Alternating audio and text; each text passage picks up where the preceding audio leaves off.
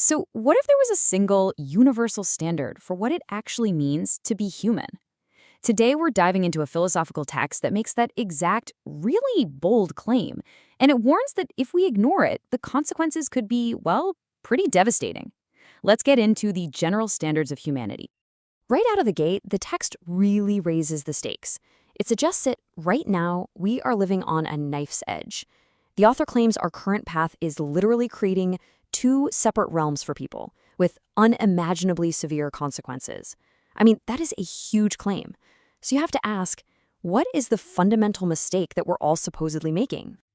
All right, so before we get to the solution, the author starts with a diagnosis of where we're at today, and the central argument is pretty bleak.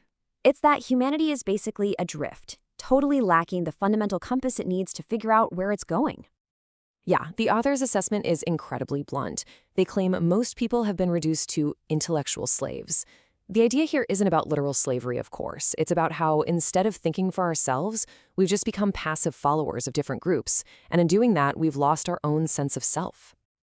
So what's the root cause of all this? Well, the author points the finger at a pretty surprising culprit, our modern idea of diversity. The argument goes that in our rush to embrace every single form of human difference, we've completely lost the ability to tell the difference between what's healthy and what's, well, not. And this brings us to a really crucial distinction the author makes. See, they're not saying diversity is bad. They're arguing we need to be a lot more specific. They propose healthy diversity. You can think of this as different cultures or personalities that all share a baseline of clear, independent thought. But that's contrasted with what they call pathological diversity, which describes variations that actually damage our core human function, like ideologies that actively tell you not to think for yourself.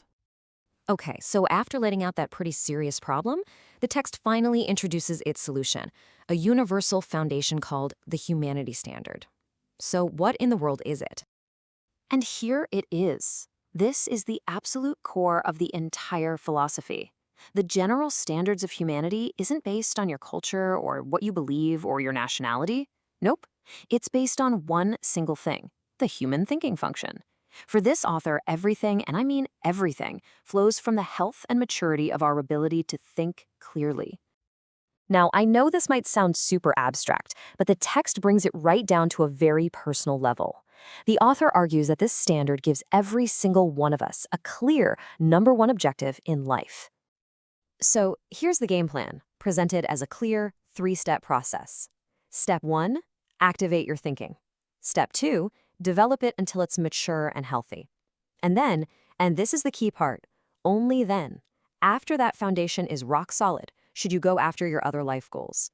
This isn't just a friendly suggestion. It's framed as the absolute starting point of a good life. So what's the reward for making this your top priority? Well, according to the text, the benefits are huge.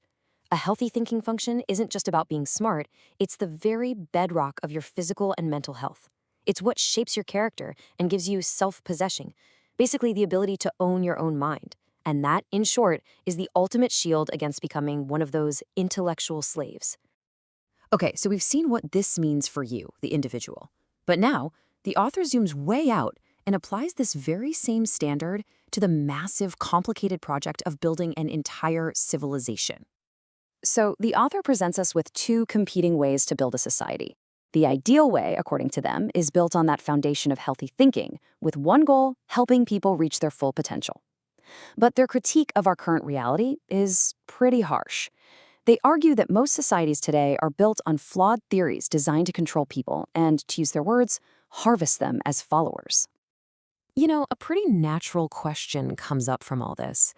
If this standard is so basic, if it's universal common sense, as the author calls it, then why isn't it common knowledge?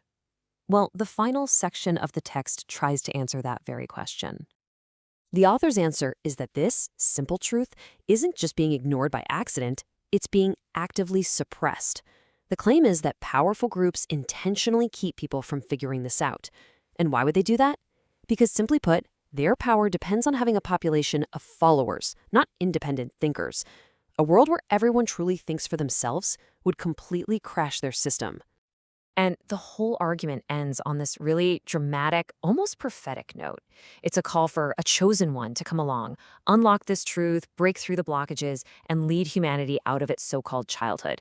It's a seriously ambitious and powerful way to wrap up a huge philosophical argument like this.